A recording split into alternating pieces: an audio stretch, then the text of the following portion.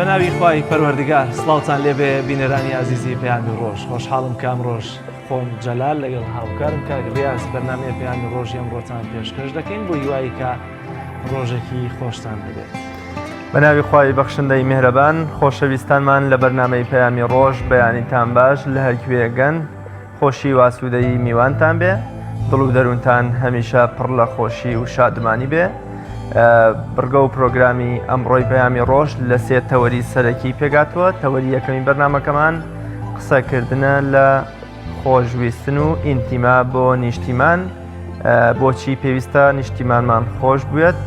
ئەمە دەکەینە تەوەری یەکەمی بەرنامەکەمان. تەوەری دووەمی بەرنامەکەمان قسەکردنە لەسەر بە ئەلکترۆنیکردنی پرۆگرامەکانی خوێندن، ئیجابیات و سلبیاتی ئەم بە ئەلکترۆنیکردنە. تەوەری سێمی بەرنامەکەمان قسەکردنە لەسەر بەرگریکردن لە ئاینی پیرۆزی ئیسلام لە تەواوی ئەو دژایەتی و ئیهانانەی کە ڕۆژانە پێشڕەوانی دیموکراسی لە وڵاتانی ئەوروپا و خەڵکانی دیکەی نەیار بە ئاینەکەمان دەیکەن، هەر لە سوتاندنی قورانی پیرۆز، هەر لە تیرۆرکردنی کەسایەتی و زانایانمان تا دوایی. ئەمانە کۆی پڕگە و بابەتەکانی ئەمڕۆی بەرنامەی پەیامی ڕۆژە بن لەگەڵ کۆمەڵەی ڕاپۆرت و زانیاری بەسوود و بڕگە هەمیشەیەکانی سەرەتایی بەرنامەکەمان کە بۆ ئێوەی عزیز و خۆشەویستمان ئامادەکردوون. بەر لە هەر شت دەچینە لای پێشبینی کەشوهەوای شار و شارۆچکەکانی کوردستان.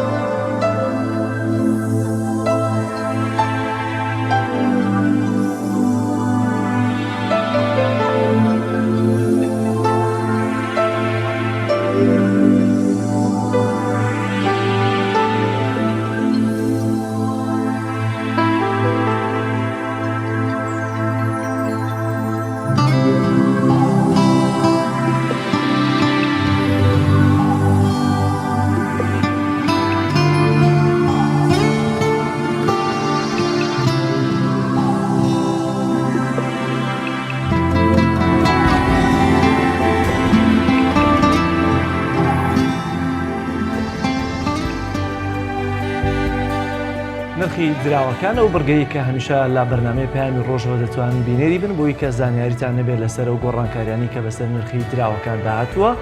بە تایبەتی ئەوانەی کە پەیوەستن بە بەشێکی زۆرینەی هاوڵاتیانی باشووری کوردستانەوە کە مامەڵەی پێوە دەکەن لە نمونەی لیرەی تورکی و تمەنی یارانی واروەها دۆلاری ئەمریکی بەراورد بە دیناری عراقی. با پێکەوە بینێری ئەو بڕگەیەش بین.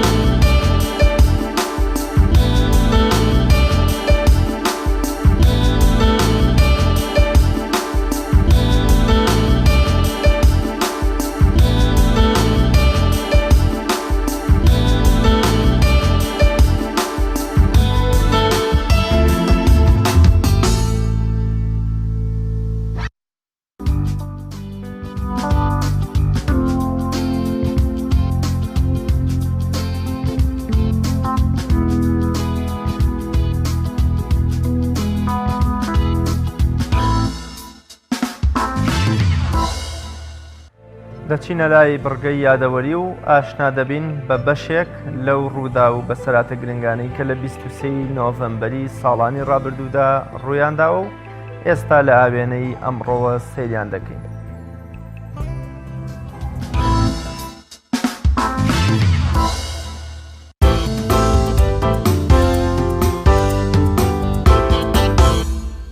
23 یانزەی ساڵی 1970 کۆچی دوایی شاعیری گەورە و کاریگەری کورد مەلا خدری ئەحمەدی میکائیلی شارەزووری ناسراو بە نالی. نالی یەکێکە لە شاعیرە هەرە بەرز و کاریگەرەکانی کورد و شیعرەکانی لە ئاستێکی زۆر بەرزدان و لای بەشێک لە شارەزایانی ئەدەبی کورد بە گەورەترین شاعیری کورددا دەنرێت.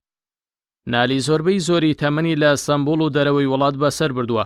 نالی بە یەکێک لە سێ کوچکەی شیعری کوردی دادەنرێت لە سەردەمی بابانیەکاندا. گەورەی و زیرەکی و زمانزانی نالی داگەڕێتەوە بۆ کاریگەری حوجرە و خوێندنی ئاینی کە توانی شاعیرێکی گەورەی وەک نالی پێشکەشی کورد بکات و خەرمانی ئەدەبیاتی کوردی دەوڵەمەند و گەورەتر بکات. 23 یانزەی ساڵی 1923 لە دایکبوونی گەورە بیریار و کۆمەڵناس و نووسەری ئێرانی دکتۆر عەلی شەریعەتی. دکتۆر عەلی شەریعەتی بە یەکێک لە کاریگەرترین نووسەرەکانی فیکردا دەنرێت و لە تەمەنێکی کەمدا توانی زۆرترین کتێبی فیکری و ئیسلامی و ئەدەبی پێشکەشی مرۆڤایەتی بکات. 23 یانزەی ساڵی 1961 کردنەوە و دەست بەکاربوونی بەنداوی دەربەنیخان وەک یەکێک لە بەنداوە گەورە و گرنگەکانی گلدانەوەی ئەو لە کوردستان کە 5 ساڵ پێش ئەو ساڵی 1956 دەست بە دروستکردنی کرابوو. بەرزی بەنداوەکە 128 مەترە و درێژی بەنداوەکە لە ڕووی پێشەوە 445 مەتر و توانای هەڵگرتنی ئاوی بەنداوەکە بریتیە لە 7 ملیۆن و 100 هەزار مەتر سێجا. 23 یانزەی ساڵی 1963 تیرۆرکردنی جۆن کەنەدی 35مین سەرۆکی ئەمریکا لە نووسینگەکەیدا بە چەند گولەیەک لەلایەن چەند کەسێکەوە کۆتایی بە ژیانی هێنرا. جۆن کەنەدی گەنجترین سەرۆکی ئەمریکا بووە کە هەڵبژێردراوە و گەنجترین سەرۆکی ئەمریکاش بووە کە کوژراوە. جۆن کەنەدی لە سەردەمی شەڕی سەردا بەرامبەر بە سیستەمی سۆشیالیستی یەکێتی سۆڤیەت ڕۆڵی کارایی هەبووە. 23 یانزەی ساڵی 2005 هەڵبژاردننی خات و ئیلین جۆنسۆن سیرلیف بۆ پۆستی سەرۆکی لیبریا کە یەکەمین ئافرەت بوو لە مێژووی ئەفریقا و ئەو وڵاتەدا ئەو پۆستە وەربگرێت. پێشتریش بێنەزیر بۆ توی سەرۆک وەزیرانی پاکستان و مادلین ئۆڵبڕایت وەزیری دەرەوەی ئەمریکا بووبوونە یەکەمین ئافرەت لە مێژووی پاکستان و ئەمریکادا بۆ وەرگرتنی ئەو پۆستانە. 23 یانزەی ساڵی 2016 تیرۆرکردنی زانا و وتاربێژی موسڵمان دکتۆر هۆشیار ئیسماعیل لەلایەن چەند کەسێکی نەناسراوە لە شاری هەولێری پایتەختی کوردستان. تیرۆرکردنی دکتۆر هۆشیار ئیسماعیل یەکێک بوو لە تاوانە قێزەونەکان کە بەرامبەر بە زانایانی موسڵمان کرابێت کە ئەمە درێژەی پرۆسەی پەراوێزخستنی مامۆستایانی ئاینی بوو لە موچەبڕین و ڕیش سووتاندن و هەڵکوتانە سەرماڵ و دەرکردنیان تا شەهیدکردنیان. پێشتریش دکتۆر ڕەمەزان شکوور لە نێوان کەرکووک سلێمانی لەلایەن چەند کەسێکی نەناسراوە تیرۆر کرا. دکتۆر هۆشیار ئیسماعیل ساڵی 1976 لە دەڤەری بەردەڕەژ لەدایک بوو. ساڵی 1999 ئیجازەی علمی وەرگرتووە. خاوەنی بڕوانامی ماستەر و دکتۆرا بووە لە تەفسیری قورئاندا.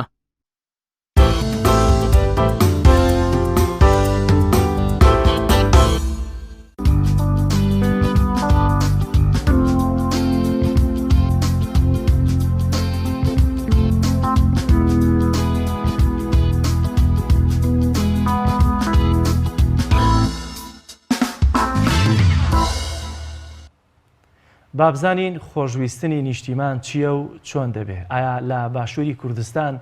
بۆچی ئێستا ئینتیمای نیشتیمان و خۆشەویستی بۆ نیشتیمان بە جۆرە لە جۆرەکان لاواز بووە؟ لەسەرم تەوەرە میوانێکی تایبەتمان دەبێت لە کەرکووکەوە کە هەمیشە کەرکووک گەیشێک بە قودسی کوردستان و یەکێکی دیکە بە دڵی کوردستان ناوی دەبا. بزانین خۆشویستنی نیشتیمان لەوێەوە چۆن ڕەنگی داوەتەوە لەناو خەڵکدا. بۆ قسەکردن لەسەرم تەوەرە لەگەڵ زۆر بەڕێز مامۆستا فەرحان غەریب بانخوازی ئیسلامی قسە و گفتوگۆی زیاتر دەکەین. مامۆستا زۆر سپاس بەوە دەرفەتە.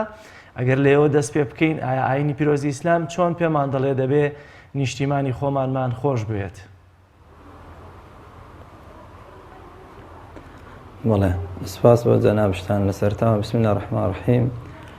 سڵاو لە جەنابتان و لە تەواوی بینەرانی کەناڵی پەیام. دیارە لە ئاینی پیرۆزی ئیسلام خۆشویستنی وڵات هەر لە سەرتاوە هەر لە پێغەمبەرەوە صلی الله عليه وسلم فێرە بین کە پێغەمبەری خوا صلی الله عليه وسلم هیچێک لەو ئەشکەنجە دەرونیانەی کە ئەتوانین ناوی بدەین وەکو ئەشکەنجەیەکی دەرونی ئەوە بوو لە شارەکەی خۆی دەرکراوە. پێغەمبەری خوا صلی الله علیه وسلم و خاک و نیشتیمان لە ئیسلام ئەواتی ئەگەین لە سەروەرمانەوە کە ڕوو ئەکاتەوە مەکە و کە دوای ئەوەی دەریەکەن و بە چاوێکی پڕ لە گریانەوە ئەفەرمێ ئەی مەکە چەند وڵاتێکی لای من شیرینی، چەند وڵاتێکی لای من جوانی، سێن بە خوددا ئەگەر قەومەکەم دەرمیان نەکردایە ئەوە ئەبوایە قەت و بەجێ نەهێڵم. یعنی بەجێهێشتنی خاک و نیشتیمان خۆی بۆ خۆی لە ئیسلامە جێ ئەوەیە کە ئینسان ئازاری پێ بخوا. بۆیە نیشتیمان ئەو شوێنەیە کە ئینسان وەکو تەیرێک وەکو باڵندەیەک چۆن ئەگەر بڕوا بۆ ڕزقێکش هەر ئەگەڕێتەوە ئەو هێلانەی خۆی، نیشتیمانش لە ئیسلامە وایە بۆ هەر شوێنێک بڕۆی بۆ هەر چەندێک دوورەوە کەوی هەر ئەبێ بگەڕێتەوە ئەو خاک و نیشتیمانەی خۆت. ئەو خۆشەویستەی لە ئیسلامە باس کراوە بۆ خاک و نیشتیمان و ئەو دڵسۆزی باس کراوە، ئەو وەفایی باس کراوە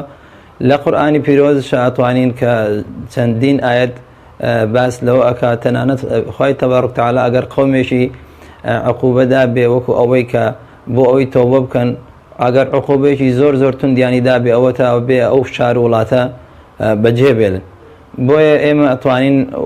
وا ناوی بنێن لە ئاەتەکانەوە لە فەرمودە پیرۆزەکانی پێغەمبەرەوە صلی الله علیه وسلم خاک و نیشتیمان ئەو شوێنەیەکەوە لەگەڵ ڕوحە تێکەڵاو بووە هەتاکو ڕوحەکە دەرنەچێ خۆشەویستی ئەو وڵاتەش لە دڵی ئەو مسلمانە دەرناچێت. زۆر باشە. ئێستا چی وای کردووە کە ئینتیمایی نیشتیمانی یا خۆشویستنی نیشتیمان لە ناو تاکەکانی باشووری کوردستان یاخۆ دەرێمی کوردستان بە جۆرە لە جۆرەکان کاڵ بووەتەوە؟ بەڵێ، خۆی کاڵبوونەوەی هەستی نیشتیمانی و نیشتیمان پەروەری ئەوەیە کە ئێمە ئەدینین کە خەڵکێک ئەدینەیە کە هاوڵاتیان ئەدینن جیاکاری ئەکرێ، ئەوەی بەو نادرێ بە کەسێکی دیکە ئەدرێ. حتا لە ئەوانەی لە ئەلفبەی سیاسەت و ئەوانە بزان ئەزانن لە هەموو خاکێک لە هەموو وڵاتێک هەچ کاتێک بەرپرسی وڵات شتێکی وت مخالفی واقع بوو، شتێکی وت گەندەڵی پێوە دیار بوو، ئەو کاتە بە بێگومانی هەستی نەتەوایەتی و هەستی هاونیشتیمانیەتی و هەستی نیشتیمان پەروەری لای کەمە بێتەوە، چونکە ئەو شعوری بۆ دروستە بێ. ئەزانی ئەو دروشمانی ئەوان بەرزیان کردێتەوە ڕاست نییە، ئەزانی ئەو دروشمانەی ئەوان کە باسیەکان ڕاست نییە. بۆ نمونە ئێمە بەنسبەت خۆمانەوە کە لە شارێکی وەکو کەرکووک ئەژین خەریکە خەڵکی ئێرە ئەو دروشمانی کە چەند جارە شانازیان پێوە ئەکرد و لە پێناوی خۆیان ئەدا بە کوشتا، خەڵکێک بۆ نمونە باسی ئەوەی ئەکرد ئەم کەرکووکە دڵی کوردستانە، ئەم کەرکووکە فڵانە، ئەم کەرکووکە وایە. ئێستا ئەم شعورە کە باسەکرێت لە تەلەڤیزۆنەکانەوە خەڵکێک یعنی ئەگە بە زمانێکی سادە بڵێن گاڵتەی بە شتانە دێ. یعنی ئێستا ئێمە هەر لە کاروباری خۆمان و ئێمە کە بانخوازین ناکرێت ئێستا من خۆم نێژ نەکەم بە کەسێک بڵێم نێژ بکە، ئەو خۆی باوەڕی بە کوردایەتی نییە، دێت لە ڕاگەیاندنەوە لە شتێکەوە باس کوردایەتیت بۆکە. ئەو ئینتیمایکی بۆ ئەو خاک و نیشتیمانە نییە وەکو پێویست باس بۆ تووەکە کە بێت تو خۆتی لەسەر بەخوش بدەیت. بۆی خەڵکێک لەم شارەی ئێمە و لەم باکووری کوردستانەیە ئاوای لێ هاتووە هەستەکەم بەڕاستی خەڵکێک متمانی بەو دروشمانە نەماوە کاوان بەرزیان کردوەوە سیاسیەکان بە تایبەتی حکومت لەو شار وڵاتانی خۆمان. زۆر باشە. مامۆستا بەرناتشۆ قسەیەکی هەیە دەڵێ نیشتیمان پارچە زەویەکە کاربەدەستەکانی فرۆشن خەڵکانێکیش لە پێناوی خۆیانە دەن بە کوشت، سەرنجام نیشتیمان هەر بۆ فرۆشیارەکانی دەمێنێتەوە، هەر ئەوان سوودی لێ دەبینن. هەمیشە لە هەرێمی کوردستان ئیسلامیەکان و موسڵمانان تۆمەتبار دەکرێن بەوەی کەوا ئینتیما و خۆشەویستی و قوربانیان بۆ نیشتیمان کەمە، بەڵام ئەوانەی کە ئیسلامیەکان و موسڵمانان تۆمەتبارەکەن دەیان جار پۆستاڵی دوژمنانی کوردیان هێناوەتە نێو نیشتیمانەکەمانیان فرۆشتووە، داگیرکەرانی کوردستانیان هێناوەتە سەر ئەم وڵاتە و نەوت و دەرامەتی وڵاتیش یا سەدەکان ئەوانی کە لە حکومەتی بەعز دروستیەکەن ئەیان فرۆشنەوە بە نەیارانی کورد. ئایا ئێمەی ئیسلامی و موسڵمان هاوشێوەی ئەوان بەروبووم و نەوت و کانزا و خۆشگوزەرانی ئەم وڵاتەمان بۆ بەرژەوەندی خۆمان بەکارهێناوە و دوژمنی وڵاتمان هێناوەتە نێو خاکەکەمانەوە تا بەو شێوەیە پێیان وابێت کەوا ئێمەی ئیسلامی و موسڵمان هیچ کات بەتەنگ خۆشی و ئاسوودەی و سەرکەوتنی نیشتیمانەوە نەبوو بین؟ بەڵێ، والله مامۆستا ئەو جۆرە قسانە کە ئەکرێ دیارە لە هەندی ڕاگەیانەوە ئەو ژێنن دیارەوە مای سەرسوورمانە ئەوەی نەوتی بەدەسە ئەوانن ئەوەی پارەی بەدەسە ئەوانن ئەوەی هێزی بەدەسە ئەوانن ئێمە وەکو ئیسلامی ئەگەر خەڵکێک بە ویژدانەوە سیرکە ئێمە زیاتر کە مینبەرەکانمان بەدەسەوەی کە مزگەوتەکانمان بەدەسەوەیە ئەوە ئێمەین بە خەڵک ئەڵین چێ لە پێناو نیشتیمانەکەی خۆیان بکوژرێ شەهیدە ئەوە ئێمەین ئەڵێن دیفاع لە خاک و نیشتیمان بکەن ئەوە ئێمەین کە خەڵکێک فێر نیشتیمان پەروەری ئەەکەین تەنانەت لە پاراستنی ژینگە و مامۆستای ئاینی چۆن خەڵک فێرەکە ژینگەی وڵات و شار بپارێزن چۆن خەڵک گەندەڵی نەکە چۆن دزی نەکە چۆن ئەم ئاینە پیرۆزە لەگەڵ دزی نییە چۆن ئەم ئاینە پیرۆزە لەگەڵ گەندەڵی نییە ئێمەین پڕ بە گەرومان هاوارەکەین با دزی بەس بێ با گەندەڵی بەس بێ ئەوانن جۆی لە ئێمە ناگرن و دواترش دەستچەورەکەی خۆیان بە هەندێک خەڵکی مسلمان و دەستپاک ئەوانە بسترنەوە بەڕاستی ئەو جێی سەرسوورمانە بەڕاستی بۆڵام ئێمە خەڵک شایەدە خەڵکی شار و خەڵکی کۆڵان و جادا و هەموو گەڕەکان ئەزانن ئەوە مامۆستایانی ئاینی و ئیسلامیەکان چ ڕۆڵێکیان بووە ئێمە حتا تەنانەت لە شەڕی دژ بە داعشە ئەو مامۆستایانی ئاینی بوو کە خەڵکیان هان ئەدا لە سەنگەرەکان بمێنەوە خۆ مامۆستایانی ئاینی هەر بەیەک فتو ئایانتوانی ئەو سەنگەرانە هەمووی چۆڵکەن چونکە خەڵکی ئێمە خۆی بە مسلمانە زانێ خەڵکی ئێمە خۆی بە دیندارە زانێ مامۆستای ئاینی بەس تەنانەت ئەوەندەی بگو تابیتە ئەوی لەو سەنگەرانە بکوژرێ بە شەهید حیساب نابێ ئەو چێتە دۆزەخەوە هەر ئەوەندەی بوو تایە سەنگەرەکان چۆلم بۆیە ئەوە دیارە مووقفی ئیسلامیەکان و مووقفی خەڵکی مسلمان و مزگەوتەکان ڕوون و ئاشکرایە کە لەگە دەستپاکیە لەگەڵ ئەوەیە خاک بپارێزرێ نیشتیمان بپارێزرێ ژینگە بپارێزرێ بە عەدالەت تەوزیعی سەرۆت و سامانی وڵات بکرێ ئەوەش دیارە کە چێیە ئەی باو ئەی کاتە ئەستۆی چێوە بەڕاستی زۆر باشە مامۆستا دەبینی لە هەرێمی کوردستان دۆخێکی خراپی دارایی سیاسی ئابووری کۆمەڵایەتی هەمووی لە تێپەڕێت بە تایبەتی دەبینین نەعەدالەتیەکی زۆر و جیاکاریەکی زۆر وەک خۆت ئاماژت پێکرد لە دەستپێکی قسەکان تا لە هەرێمی کوردستان لە نێوان خەڵدا دەکرێت تا دێک چینێک دەوڵەمەند و چینێکی دیکەش فەقیر و هەژارتر دەبن ئەمە وای کردووە گەنجێکی زۆر ئینتیمای نیشتیمانیان نەمێنێت بۆ خاکەکەیان بۆ نیشتیمانەکەیان بە تایبەتی بەشێکی زۆریان ڕوە و وڵاتانی ئەوروپا کۆش دەکەن ئایا ئەم گەندەڵی و نەعەدالەتی کە لە خاکەکەتە هەیە دەبێتە پاساو بۆەوەی کە تاکێک ئینتیمای نیشتیمانی و خۆشویستنی نیشتیمانی لە دەستدا بێت یا کاڵ بوو بێتەوە یاخود وڵاتەکەی خۆی بەجێ بێڵێت بەڵێ ئێمە لەگەڵ ئەویان نین کە سەرڕای ئەو هەموو گەندەڵی هەیە و سەرڕای ئەوەی ئەوان خۆیان وەکو حکومەت پاساو ئەدەن دەست گەنجەکانەوە کە هەستی نەتەواتی کەمەوە بێ و شار و وڵات بەجێ بێڵێ بەڵام ئێمە لەگەڵ ئەویان کە ئەو گەنجانەی بەتوانان بێنە مەیدانەوە بێنە ئەو دژایەتیکردنی گەندەڵیەوە بەڵام بەڕاستی ئێمەش خۆ کۆنتترۆلی هەموو کەسێکمان پێ ناکرێت خەڵکێک لەم شار و نیشتیمانە لە منداڵیەوە قوتابخانەی خوێندووە و ناوەندی دووە ناوەندی زانکۆی خوێندووە ئێستا خەڵکێکەوە ئەدینێ هاوشێوەی خۆی بوو لەگەڵ خۆی بوو ئەو لە تێریە خەریکە ئەتەقی و ئەمری ئەمش لە برسێتیە ئەم لە شەهادە و پلەیە گەیشتە ئەو شەهادەکەی هەر لە ماڵە بەقەت دیوارەکەەوە داکوتیوە ئەو ڕاتبەکەی بۆ خۆی پارەیەکی یەکجار زۆر وەرەگرێ ئەمش کرێکارێکی دەست ناکەوێت بۆیە لەو ئەگاتە ئەو شعورەی من ئەم خاک و نیشتیمانم ناوێت بۆیە ئەدینە ئیسە من زۆر جار بینیمە لەو کەسانێک کە ئەسنە دەرەوەی وڵات شانازی بەوە کە ئەوەندە هەویەیەکی هەیە ئەڵێ هەویەی فڵان وڵاتم هەیە کە ئەنەما بڵێ من هاوڵاتی ئەو وڵاتم ئەها وڵاتە دیفاعم لێەکە هەر فعلەن خۆمان ئەبینین کە تو هەویە و جنسیە و ناسنامەی وڵاتێکە دەبێت چۆن دیفاعت لێەکە چۆن بەدەم تۆ دێت لە هەر شوێنێک ئەم سەرزەوی نەبی چۆن ئاگاداری کێشەکانتەوە چۆن بەدەم تۆ دێ بەڵام لای خۆمان ئەو هەویەت هەبێ نەبێ جنسیت هەبێ نەبێ شەهادت هەبێ نەبێ ئەوش ئەگاتە ئەو حاڵەتی ئەسەی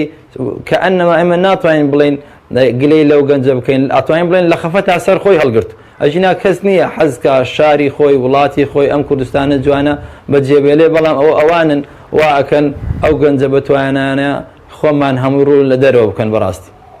زۆر باشەمەوە سادا مادام لە کەرکووکی بە تایبەتی پرسیارێکی شتابەت لەسەر کەرکووک بکەین دیارە کەرکوو فرەنەتەوە یە کورد تورکمان عەرەب هەموو ئەمانەی تێدایە بە جیاوازی ئاینیشەوە تەنانەت ئایا لەوێ ئینتیمای کوردەکان چۆنە کاتێک کە دەبینن عەرەبێکیش لە تەنیشتایە تورکمانێکیش لە تەنیشتایە جیاوازە لە سلێمانی بەولێر ڕەنگە کە هەموو یەک پارچە کورد بێ گەرچی ئەگەر تورکمانێک یاخود عربێک بوونی هەبێ وەکو میوان سێر بکریا خۆ دەربەڕاستیش میوان بێت ئینتیمای کوردایەتی لەو شارەیە چۆنە لە کاتێکە کەرکووک ساڵانێکە کورد بە حساب خوێنی لە پێناوە دەدا کوشتوبڕی لەسەر دەکا یەکیان بە قودس و یەکێکی دیکەیان بە دڵی کوردستان ناوی دەنێت. بەڵێ ئینتیمای نەتەوایەتی مامۆستای بەڕێز ئینتیمای نەتەوایەتی لەسەر ئەو وعد و دروشمانە وەستا بوو کە خەڵکێک و دەسەڵاتدارانی ئەم شارە ئەیاندا معلومە کە خەڵکی کەرکووک چەندێک قوربانی دا ئەو هەموو ڕۆڵە شەیدەی بۆ هاتەوە هەموو خەڵکێک گەنجە کوژرا بەڵام کە ئەدینی ئەوان بە ئیتیفاقێک بێ با شتێک بێ ئەوەی خۆیان ناوی ئەنێن هەندێکیان ناوی ئەنێن خیانەت هەندێکیان ناوی ئەنێن ڕێکەوتن بە هەر حاڵ ئێمە وەکو خەڵکی کەرکووک ئیتر ئەوەی ڕێکەوتن بێ ئەوە خیانەت بێ ئەوە هین بێ ئەوان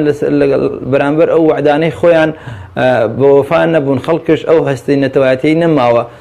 من نەک هەر لە کەرکووک هەر لە هەموو شەرق الئەوسەط و لە جیهانی ئیسلامی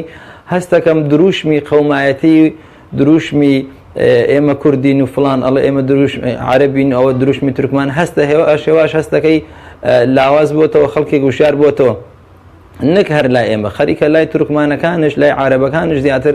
ئەو دروشمە ئەزانن خەڵک ئەزانن ئەو دروشمە دروشمێکی مەسلەحەتە بەڵام خۆزگە ئەو دروشمانە دروشمێکی حەقیقەتە بوو کە ئەیان گوت ئێمە کوردین لەم شارە ئێمەش ئەوها شعورێکمان هەموو عەبان وتایە ڕاستە ئەوە وڵاتمان هەیە ئەو حکومەتمان هەیە ئێمە کوردین بەڵام ئێستا کە ئەو دروشمی کوردایەتی بەرزەکاتەوە ئێمە متمانەمان پێ نییە ئێمەڵێ چێ ناڵێ سبەی دووسبەی ئەم دروشمەش وەک دروشمەکانی پێش و بێوەفا نابن بەرامبەری چێ ناڵێ ئێمە تەنها دروشمێک نییە چێ ناڵێ بەجێمان ناهێڵنەوە چێ ناڵێ فڵان فیسان بۆیە هەستی نەتەوایەتی لای تاکی کورد زیاتر لە نەوتەوەکانی دیکە کەمتر بووەتەوە بۆیە هەستی نەتەوایەتی لای تورکمان هەیە لای عارب هەیە ئێمە هەموو قەومێکمان عات نییە شانازی بە قەومیەتی خۆی بکە بەڵام ئەوە خراپەکە مافی بەرامبەرەکەی بخۆ لە ئیسلامشە ئێمە وەکو مامۆستایانی ئاینی هەموو نەتەوەکان وەکو برا وەکو ئینسانیەت وەکو مسلمان سیرەکەین بەڵام ئەو کە مافی من پێشێلەکە ئەو کاتە من ئەبێت دەنگی خۆم بەرزەوەکەم بەڵام من کە دەنگی خۆشم بەرزەکەم وە سیرەکەین ئەوانەی خۆمان هەر ئەوانەی خۆمان دەنگی خۆمان کپەکەنەوە بەڕاستی لەم کاتەیە کورد لە کەرکووکە حاڵەتێکی زۆر ناهەموار و هەستێکی زۆر غەمبار لە دڵیایەتی کە بەرامبەر قەومیەت و بەرامبەر شار و بەرامبەر کەرکووک بەڕاستی ئەتوانین بڵێن برینێکی قوول لە دڵیایەتی و لە هەرێمی کوردستان حیزبایەتی و شەڕەپەڕۆی حیزبایەتی و منافەسە و شەڕەپاڵ بۆ بەدەستێنانی کۆمەڵێ پۆست و پلە بەتایبەت لە کەرکووک کاتێک کەرکووک ئەبێتە قوربانی شەڕەقۆچی نێوان دوو حیزب لە هەرێمی کوردستان ئەمە تا چەند وای کردووە کەوە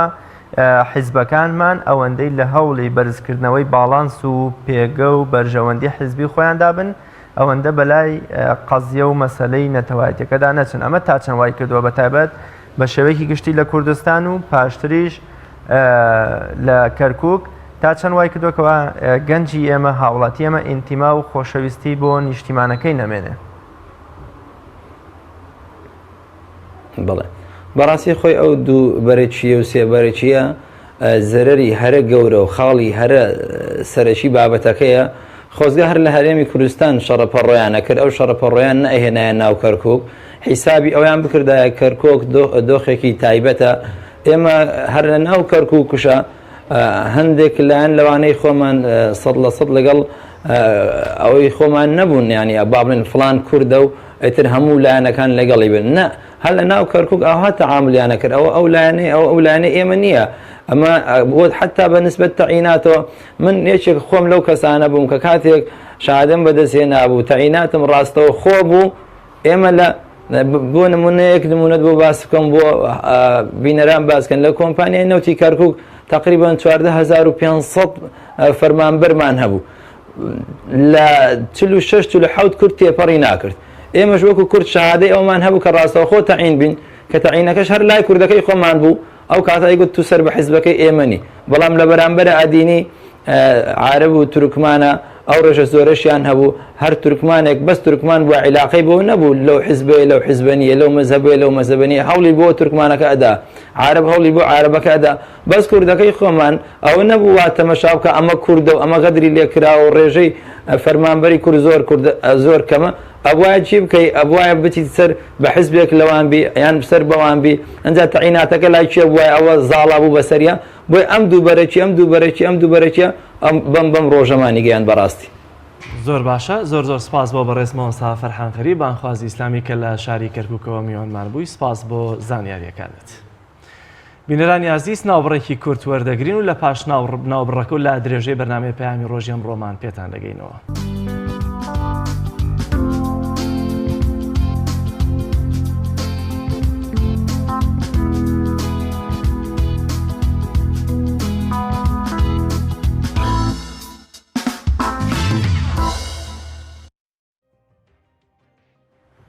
لە چەند ڕۆژی ڕابردوودا وەزیری پەروەردەی حکوومەتی هەرێمی کوردستان پرۆژەیەکی ئاشکرا کرد کە لە مەولا پرۆگرامەکانی خوێندن لە پۆلی 1 سەرەتاییەوە تا پۆلی 12 ئامادەی دەکرێنە ئەلکترۆنی. بەپێی ئەو پرۆژەیە بێت ئەو کاتە خوێندکار دەتوانێت بەبێەوەی کە ئامادە بێت لە ناو پۆلدا و لە بەردەم مامۆستاکاندا دەتوانێت لە ڕێگەی ئەلکترۆنی ئایپاد یاخود مۆبایلەکەیەوە وانەکان لە ماڵەوە بخوێنێت و کۆششی خۆی بکا بۆی کە بتوانێت سەرکەوتوو بێ. ئەگەرچی پرۆژەکە بەرفراوانترە بەڵام هێشتا کاردانەوەی کەوتوی بە دوای خۆیدانێ ناوچکە هێشتا پرۆژەکە نەخراوەتە بواری جێبەجێکردنەوە. بەڵام ئایا ئەم پرۆژەیە دوجار لایەنی ئیجابی و سلبیەکەی چی دەبێت و ئایا یەکێتی مامۆستایان بۆ خۆی قسەی دەبێت لە سەرەمایە، چونکە لە ئێستادا سیستەمی خوێندن لە هەرێمی کوردستان بە جۆرێکەکە ئەگەر چی قوتابی خۆشی لە ناوانەکانی خوێندندا ئامادەیە، بەڵام هێشتا بە جۆرە لە جۆرەکان سەرکەوتنی قوتابی بە پێی پێویست نییە لە هەرێمی کوردستان. بۆ قسەکردن لەسەرم تەوەرە لەگەڵ زۆر بەڕێز مامۆستا عەبدولخالق ماوەتی کارگێڕی لەقی سلێمانی یەکێتی مامۆستایانی کوردستان قسە و گفتوگۆی زیاتر دەکەین. مامۆستا گیان بەخێر بێت. زۆر بەخێر، زۆر سپاس بۆ دەستتە. ئەگەر لێوە دەست پێ بکەینم پرۆژەیە تا چەندە گونجاوە بۆ ئێستەی هەرێمی کوردستان، وایە ئەگەر ئەم پرۆژەیە بخرێتە بواری جێبەجێکردنەوە پێشتر ئامادەکاری لۆجستی و هەروە ئامادەکاری دەرونی قوتابی و مامۆستایانی پێویستە؟ بەناوی خوای گەورە میهرەبان سپاس بۆ جەنابتان. دیارەوە کۆمەڵ ئاگادارن بەداخەوە سیستەمی پەروەردە لە کوردستان لە قەیرانێکی قوڵدایە. ئەگەر لە بەڕێزان لە ئیشراف لە لایەنە پەیوەنددارەکان بپرسێ سەردانێکی مەیدانی ناوەندەکانی خوێندن بکرێ، ئەزانین قوتابیانی ئێمە ڕۆڵەکانی ئێمە هەم لە ڕووی پەروەردەیی هەم لە ڕووی تعلیمیەوە وەزعان چۆنە و واقعی چەند ساڵی داهاتوو ئەمە ئەسەلمێنێ. بەڵام پێش ئەوەی ئەوە دروست ببێ و گرفتی پەروەردە زیاتر ببێ، ئەمە بەجددی دەست بخێنە سەر خاڵەکان و چارەسەریان بۆ بدۆزینەوە. ئێمە لەگەڵ ڕێز و حرمەتمان هەم بۆ جەنابی وەزیری پەروەردە کە دەستخۆشیمانێ دیارە بەڕێزیان کۆمەڵک ئیشی باش کراوە لە سەردەمی کابینەکەی، بەڕێزیان لە دامەزراندنی مامۆستانی گرێبەز لە کۆمەڵک شتی تر لە بەدەمەوەبوونی قوتابیان مامۆستایان. بەڵام ناکرێتە ئەوەی بەڕاستی ئێمە تەجروبەیەکمان لەگەڵ سەرجەم کابینەی وەزارەتەکان هەیە، بۆی کە هەر کابینەیەکی وەزارەت کە کاتێک حکوومەت تەشکیل بووە کابینەی وەزارەتی پەروەردە و لیژنەی وەزاری پەروەردە بێگەڕانەوە بۆ لیژنەی پسپۆڕ و مختص. ئەگەر لیژنەی پسپۆڕ و مختصەرە و 4-5 کەسە بن لە بەردەوام لە وەزارەت ئەم دوو چاوانە ناگۆڕێ، ئەوە مختص نین بەڕاستی، ئەبێ بگەڕێنەوە بۆ کەسی مەیدانی و بە قەناعەتەوە دە مامۆستا لە ناوەندەکانی خوێندن هەڵبژێرن بزانین پرۆسەی پەروەردە چی پێویستە، نەک بەوەی کە هەر کاتێک بەڕێزێکە بێتە وەزیر کۆمەڵێک قۆناغبەندی خۆی و ئیجراعات لەسەر کابینەی پێشوویان وەزارەتەکەی پێشووکە کۆمەڵێک شت لابەرەوە کۆمەڵشتی تازە بێنە بەبێی تەجروبەی هەبێ. ئێمە ئێستا دیارە سیستەمی ئەم بریتیش کانسڵەمان کە هێستا لە قوتابخانەکانە پەیڕەوەکرێ کۆمەڵک ڕخنە و گلەیی زۆری لەسەرە لەگەڵ ئەوەی ئیجابێتیشی هەیە بەڕاستی. و ئەم پرۆژەی جەنابەت کە فەرمووی دیارە بەڕێز وەزیری پەروەردە تەرحی کردووە پێشنیاری کردووە بۆ ئەوەی کە بخرێتە بواری جێبەجێکردنەوە قوتابخانەکان بەم سیستەمە کە کاتێک قوتابی لە ماڵەوەش بێ بەستەمی ئۆنلاین بتوانێت لە ڕێی ئایپادەکەیەوە داوامی خۆی بکە و بابەت و محاضەرەکان وەربگرێ. بەڵام کە نازەم جەنابتان ئاگادار بن ئێستا ئەم سیستەمە بەتایبەت ئەم ساڵ لە زانکۆکان پەیڕەوەکرێ لە کوردستان و تا ئێستا نازانین ئایا سلبیات و ئیجابێتی چییە. بە قەناعەتەوە ئەم سیستەمە بۆ قۆناغێکە بێت کە لە 2 ساڵ بەرەوسەرەوە بێ و زیاتریش بەوەی کە بتوانێت خۆی پڕ بکاوە ئەوەی کە پێویستە لە ماڵەوە خۆی تەخزیە بکە لە محاضەرات لە زۆر شتی تر بۆی کە کاتێکە چێتە کاتی تاقیکردنەوەی ئیمتیحانەکانیان شێوازی تاقیکردنەوەی ئیمتیحانەکانی ژەگەر هەر بەم سیستەمێ بتوانێت وەڵامێکی پێبێ. بۆیە من دوو شت ئەخەمە ڕوو بەڕاستی، یەکێک لەوانە ئێمە دەستخۆشی لە هەموو پرۆسەیەکەکەین، بەڵام ینی لەم وڵاتی ئێمە لە هەرێمی کوردستان ئامادەسازی ناکرێت بۆ ئەمە. بۆ نمونە من نمونەی ئەو سیستەمی بریتیش کانسڵت پێ بڵم کە ئەیبەسمەوە بە ئەمەوە. یعنی یەکێک لەو شتانێک کە ئەبێ لە قوتابخانەکان ئیشی جدی لەسەر بکە ڕابەرایەتی و سەرکردایەتیکردنی ئەم پرۆسەیە و ڕابەرایەتیکردنی ئەم سیستەمەیە. ڕابەرایەتیکردنەکەش چێت ئیدارە و بەڕێوەبەرەکان بەڕاستی کاکە من ئیدارە و بەڕێوەبەر لەم شارانەیە 3-4 مەلەفی گەندەڵی لەسەرە پشت ئەستورە بە حیزبی دەسەڵات و کەس هیچی پێ ناڵێ. تۆ ڕابەرایەتی سیستەمێکی پەروەردە و تعلیمی دێ دەست چێ؟ دەیفەرمو جەنابی بەڕێوەبەری گشتی و بەڕێوەبەری پەروەردە با بێنە سەرخەل لە من بپرسن بڵێن ئەم قسانە کە ئاکرێتە تەلەڤیزیۆن ناوەکانمان بنێ با بچین بە لیست تەقدیمی کەین معقولە بەڕێوەبەرێک 30 ساڵ مدیر بێ 35 ساڵ مدیر بێ لاوەڵی تاعین بن و تا تەقاوەتی مدیر بێ تۆ سیستەمێک بدەیتە دەستی کە بەڕاستی سیستەمەکە حەزەری پێویستە خۆناغبەندی پێویستە ئەبێ ئەم بەڕێزە تەعاملی لەگەڵ مامۆستا تەعاملی لەگەڵ قوتابی بەڕێوەبەرێ مامۆستار بەدڵی نییە یعنی سیستەمی تۆ تازەی چی بەسەرا تەسبیح دەکەی ئەو باسی جەنابەت کە فەرموودوە کە دیارە بەڕێز وەزیری پەروەردە تەقدیمی کردو ئێمە هەم لەم ئەو پرۆسەی ئەم سیستەمی پێشوە ئەمەش دەستخۆشیەکەین بەڵام زەمینە سازی نەکراوە دێفەرموو لە هەموو ئەم یعنی سیستەمەی کە دانراوە پێش و باسمان کرد چ خاڵێک بۆ بەڕێوەبەر دانراوە لە 4 ساڵی خۆیان گۆڕانکاری بەسەر بێ من ئەوە یەکەم من لەم ڕۆژانە لە NRT بەرنامەیەکە بوو وتم کتێبی بریتیش کانسڵەکە کە جەنابی ئیشراف و بەڕێوەبەرەکان خوێندووانە 106 لاپەڕەیە بە تەحەدا و 100 لاپەڕەی لە 6 لاپەڕەیە کورتکەنەوە دای بنێن هەموو 100 لاپەڕەکەی تر لە یەک دێ ڕابنووسن کە بەڕێوەبەر و یاریدەدەر لە ماوەی 4 ساڵە گۆڕانکاری بەسەر بێ من زەمانی ئەم پرۆژەیە ئەخەینە ڕوو بەڵام بەم شێوەیە ئەبێ هەر بە دوای مامۆستاوە بێ مامۆستا کە کاتێک قساکە فەیسبووکی لێبێ بە هەڵاوەکو مامۆستا شکۆی ئەم خەڵکەیشکان بێ مامۆستا شعوری قوتابیشکان بێ یعنی مامۆستایەکە ڕەشە لە قوتابەکانەکە کە بە هیچ شێوەیەک لەگەڵ ئەویانین ئەم هەموو قوتابێ بێ ڕێزی بەرامبەر مامۆستاکە کەس ینی بەدەم کەسایەتی مامۆستاوە نییە بۆیە بەداخەوە ئەم بەرپرسە پەروەردیانە هەر فێری ئەوەن ینی پرۆژە فرێنە ناوەندەکانی خوێندنەوە وەکو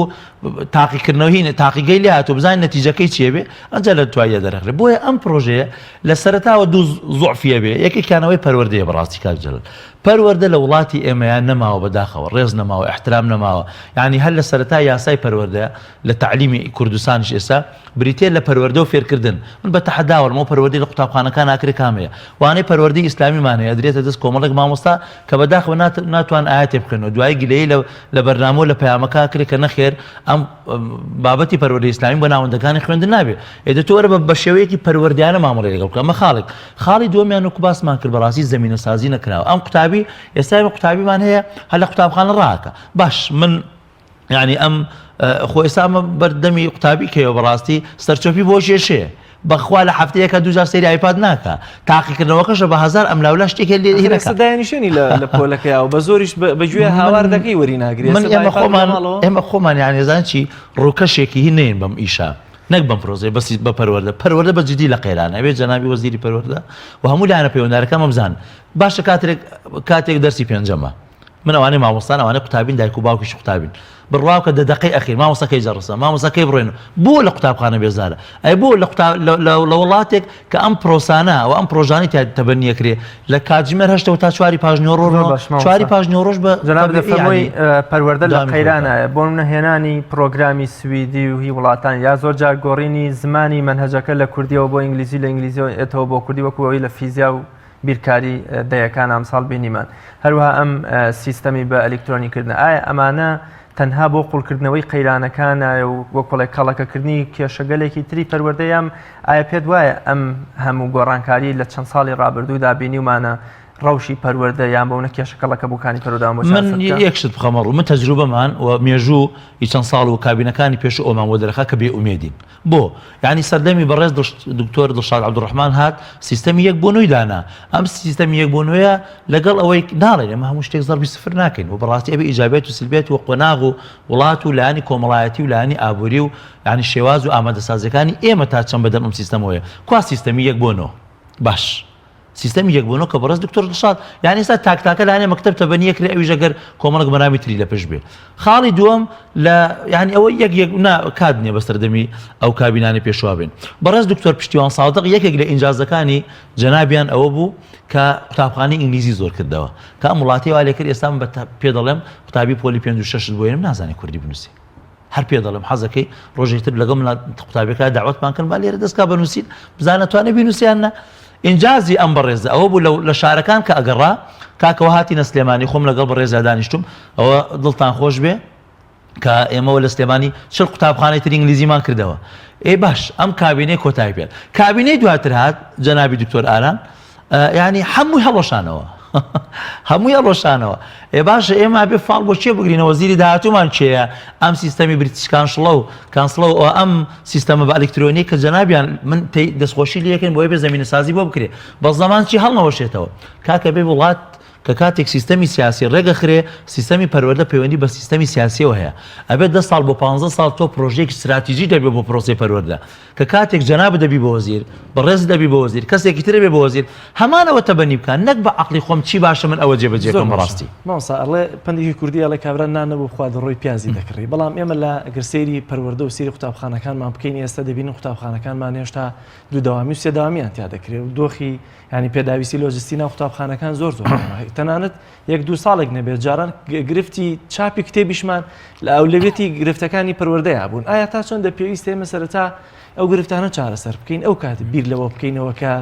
چۆن سیستە پرۆگرامەکانمان بە ئەلکترۆنی بکەین جگەلەوەی کە دەبێت دەرونی قوتابی لە ئێستەوە ئامادەکەی بۆی کە گەرسبینێ لە بری کتێبەکان ئایپادێکی پێبوو بزانێت چۆن تەحامل بکات چکۆ لە ئێستادا دایک و باوکان گیرۆدەی موبایلێکن کە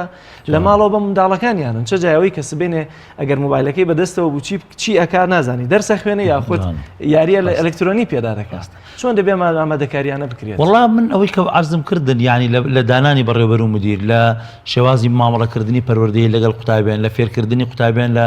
مامەڵەکردنیان لەگەڵ ئایپاد و ئەم تۆڕە کۆمەڵایەتەکان و ئەم ئالێتە تازانە ئەبێ ئامادەسازی بکرێت دڵنیابی لەوەی ئەم قوتابیە کە کاتێک ئەم ئایپادی پێ و کاتێک ئەم مۆبایلی پێ مرتبطە بە چیەوە بە محاضرەوە بە بابەتی مامۆستاکەوە یان بۆی دابەزاندووە ئێستا ئێمە بەڕاستی ئەوی جەناب دەفەرمی خاڵێکە لە خاڵەکانیانی من کەویستم باسی کەم گەورەترین کێشەی کۆمەڵایەتی ئێمە بەدەست قوتابی و بەدەست گەنج و لاوەکانی ئێمەوە پەروەردەکردنێتی بۆ یعنی کە ئێستا پەروەردە ناکرێت لە ڕووی ئەم تۆڕە کۆمەڵایەتیانە کە بەداخەوە چەندین کێشەی کۆمەڵایەتی تیا دروست بووە ئێستا تا سەعات 2 شەودانشێ پۆبجیەکە ئاخر بەڕێز چێ ئەڵێک لە جیاتی وەرگرتنی محاضرە و بابەتەکان لەگەڵ پۆبجی خەریک نییە هەروەنێ هاوار ناکە ئادەی چێ بکوژە و چێ بێنە ئەڵێ کاکەوە تا من یا سەیری نەکەم ئەو کات بەجددی ئەمە قسە بکەین باوکو دایکی شێڵە خەڵەتێنێ لە ماڵەوە ئەڵێ ڕۆڵەوە ئایپادە چییە تاوان باوکو دایکە گەر ئێستا بۆی نەکرێ معقول نییە من بە جددی مناڵی خۆم تا 12 ئامادەی بەردارم داوە مەگەر حاڵەتێکی زۆر کەم لەبەر خوێندنەکەی چی بۆ نەکڕم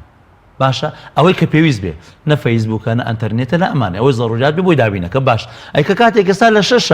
ئەڵە باوکە تۆ قەرار بوو 12 بۆم کرێ ئێستا جەنابی وەزیر ئەڵێ لە پۆلی 6 بیکڕی فەرموو بچۆ ئەمە لایەنێکی ئابووری تری بچۆ مۆبایلێکی هێژنەوەرەقەیم بۆ بکڕە ئایپادێکم بۆ بکڕە ئەخر قوتابیەکانیشم ئەمەیان پێ من جێبێ مەجبورە من پێ بێ بالفعل ئامادەسازی نەکراوە کە ئەمەیان بێژگە ئامادەسازیەکەوەی جەناب فەرموو بەڕاستی یعنی وەکو قومبەلەیەکی تەوقیت کرا وایە لە ماڵەکانە ئێستا بەدەست نازی چۆنەڵی بێپەروەردەیانەی دایک و باوکەوە بۆ مناڵەکانیان ئەو کا دەبێ ئەڵێ باوکەی کوا ژووری تایبەت ئەبێ ئایپادەکەم پێ بێ من لێرە بابەتم بۆ ناخوێنرە بخێتە ژووری تایبەت خەتی فری ئایکوی بۆ دابینکەی گۆرانێتی بۆ دابینکەی فڵان و فیساری بۆ دابینکەی و لە دواترە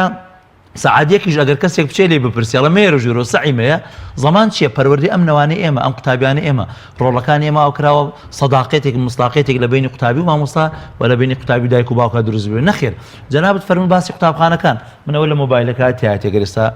یعنی مەجال نییە وێنەم گرتووە ئیمتیحان کراوە 16 قوتابی لەسەر عەرز دانیشە ئیمتیحانەکە لە کۆی ئەوەی کە 30 قوتابی لەسەر ڕەحلەکانە پۆلت پێڵم لە سلێمان ئێستا 61 قوتابی دانیشە 61 قوتابی باشە با کامێرە بێت جەنابتان کەناڵەکانی تر بچی سەیری قوتابخانەکە بکەین یا باشە سیستەمی بریتیش کانسڵ و سیستەمی بە ئەلکترۆنیکردنی محاضرات و ئێستا لەوانەیە برادران جوان لێ بڵن کاکە ئاخرەمەوە کێشە چارەسەرەکە ئەو کاتە پۆلەکانمان قەڵەباڵغ نابێت بەڵام مەشاکلن بەڕاستی یانی لە وڵاتی ئێمە چارەسەر ناکرێت وتمان پێویستی بە ئامادەکاری هەیە و پێشتریش خۆت ئاماژەت پێکرد وەزیرێک پلانی وەزیرێکی تر هەڵەوەشێنێتەوە ئایا بەڕێز دکتۆر ئالان لە ماوەی ئەو 3 ساڵ وردەیە کە لە بەردەمی ئاماوە توانێت ئامادەکاریانە بکات لە ماوەی کابینەکەی خۆیان پرۆژەکە جێبەجێ بکات من ئەڵێم یعنی بەڕێز دکتۆر ئالان یعنی ئەم پەیامانەی ئێمە ببیستێ و بەدڵنیایەوە ئەم بەڕێزە یانکە کە لەوانەی کە بەردەوام من خۆم بە شخصی تا ئێستا چەند جار کە ئیتساڵم بە بەڕێزیانەوە کردو هاتوونەتە سەرخە لەسەر کێشەی مامۆستایەکی جێگەی دەستخۆشیە بەڕاستی بەس ناکرێت چاو بن و بخێنن یان ڕخنە نەگرین لە هەمووی ئەو پرۆسانەی کە هەیە یان لە ڕووی ئەو پرۆژانەی کە تەبەنیەکرێ من ئەڵێم ئەم 2-3 ساڵەی ماوە ئەوە نەکا بە ئینجاز بۆی کە ئێستا ئەم ساڵ ئەو سیستەمم تەبەنی کردووە سیستەمی با ئەلکترۆنیکردنی منهەجم تەبەنی کردووە وانەکە ئەم سیستەمی کە جەناب دەفەرمی ئەم 2-3 ساڵە ئیشی لەسەر بکە لە ڕێی ڕۆشنبیریکردنی قوتابیانەوە لە ڕێی ڕۆشنبیری دایک و باوکانەوە لە ڕێی تەوعیەکردنی مامۆستایانە چۆن مامەڵە لەگەڵ ئەمەیە بکە تا ئێستا زانکۆکان سەرکەوتوونین زانکۆکان سەرکەوتوونین کە تەمەنی 18 ساڵ بۆ سەرەوەی بەڕاستی دواتر لە ماوەی 2-3 ساڵی داهاتووە ئەگەر بڵێ من ئامادەکاریم کردووە بۆ جەنابی وەزیری داهاتوو بەس ئەوە بێتە سەر خەت و کابینەکەی کە کاتێک دەست بەکار بوو تەبەنی ئەم پرۆژێ بکات چکە ئامادەسازیمان کردووە ئامادەی هەموو ئەو شتانەمان کردو بە دڵنیایی و سەرکەوتووە بێ بەڵام من ئێستا ئەو پرۆژەی ئەو کێسە هەر باسمان کرد بریتیش کانسڵەکە نیوەی بەڕێوەبەری ئەم شارێکەوە کەرەوە ئەگەر تێگەیشتن با قسێکی عشاری بکەم من وەزنە مامۆستایەتێنم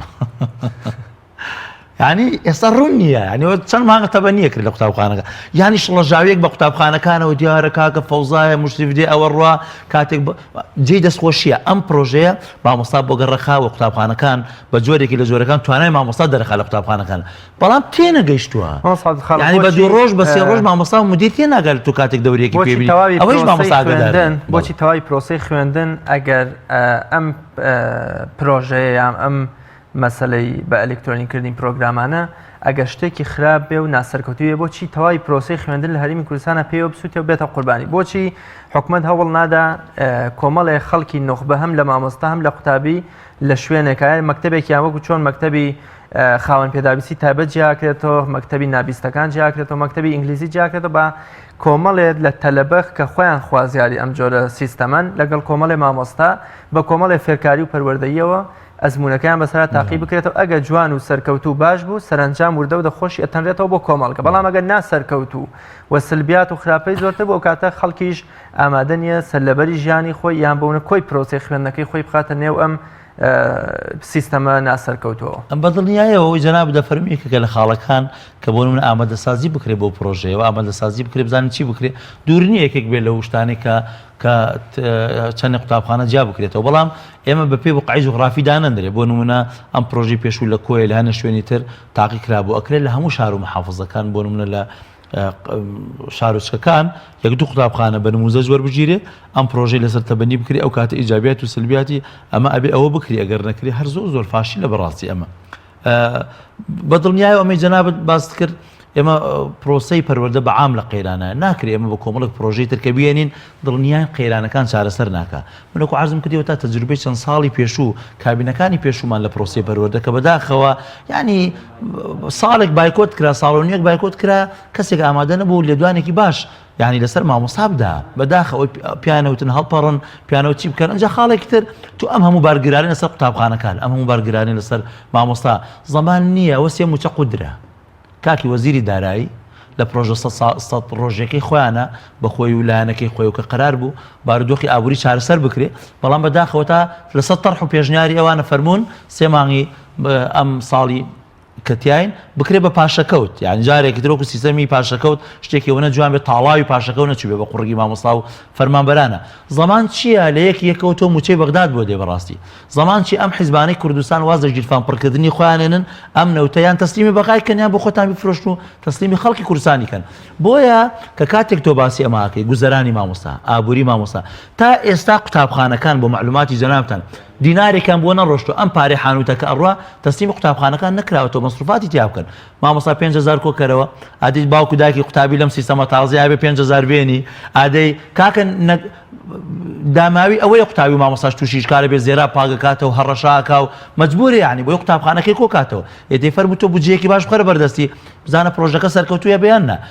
قسە ئاسانە ئێستا من و جەنابەت حەزەکە یەک حکومەت تەشکیل دەکەین لێرە بەڕاستی بە هەموو وەزارەتەکان ئاو بکەن ئاو بەڵام چیمان پێکرێ بە مەیدانی چیمان پێکرێ بۆ خزمەتی خەڵک ئەمانە مەیدانی نین خزمەتی خەڵکیان پێ ناکرێ بەڕاستی زۆر باشە مامۆستا زۆر بە کورتی ئەگەر پێم بڵێ ئایا ئەم بڕیارە ئەگەر بخرێتە بواری جێبەجێکردنەوە بەتەنها لە دەسەڵاتی خودی وەزیردا هەیە ئایا لیژنەی پەرلەمان ئەرکی سەرشانی چیەوە ئێوە ژۆکو یەکێتی مامۆستایانی کوردستان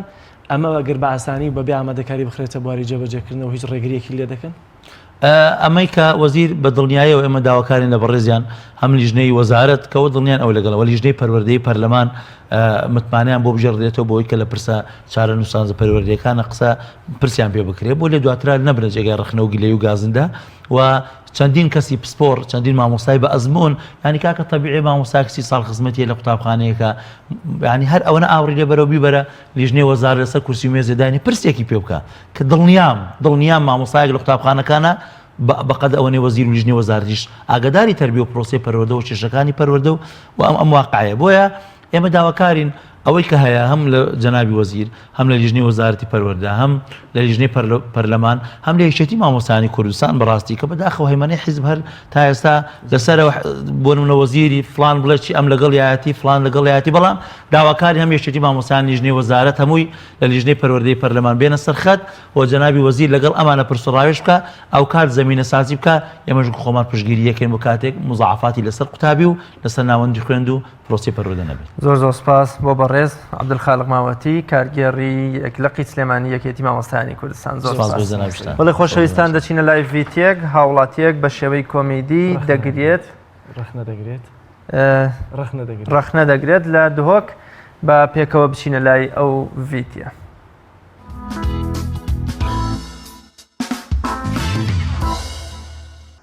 لا خلقي نرازيش حكمتي حكمت يا نرازيش خو مراد حسین ابریکی که ناسناو روشنبیر نتویل خو کریه پشمرگه که دیرین و خودان چندین هزر و بوچونین جدایه او خبات خوش بخمت آزادی ها گل خود زانید. اس مرادم كري حسين ابریکی میه از پشمرگه که کفنم سال 1981 بوم پشمرگه حتی نطوی که من خبر نکردی ابو پارتی من خبر نکردی ابو معاشی من خبر نکردی ابو برگیری که من بلد خو معاشی که دارم من راضیمه خود معاشی بده که خود نابیده 400 جیبت از راضیمه از چی راضیمه با آزادی کردی حق نه من خبر کردی زیا عسکره که شهرستانی هاد بدا خواست کردن عسکره که شهرستانی داده با او حکومت هرم و کردستان خمسارد بینید هم برگرنگی ندان و بکرت چاندن و پیش سازی که افچنده جیبوی اگر کردان جرخانه که آبوری ها پس نبید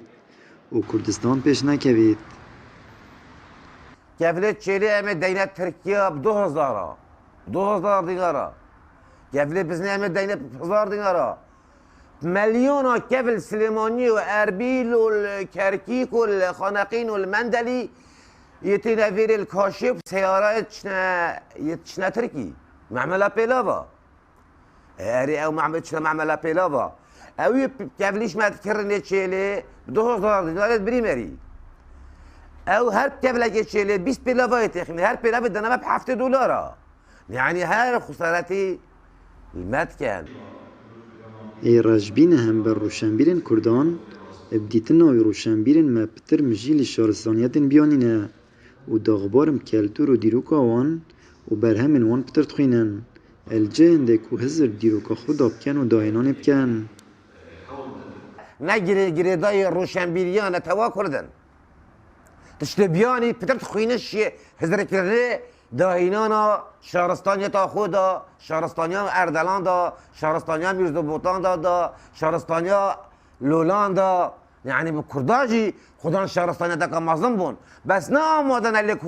کولین سر شهرستانی دا خوب بکن آمادن ابچن لی کولین سر شهرستانی دا مصری بکن آمادن ابچن لی کولین شهرستانی دا روما بکن آمادن ابچن لی کولین سر شهرستانی دا یونان بکن دیوان مرادخان ابریکی دیوان کپراوش و پری پند و شیرته کشه و گرفت نتوه کرد بگشتی دست نشاند که تو چاره سریان بود دانید ده پرتوک جدوی بیاوی ده نه آمد بریفکانی تایبت بو برنامه پیامی روش دهوک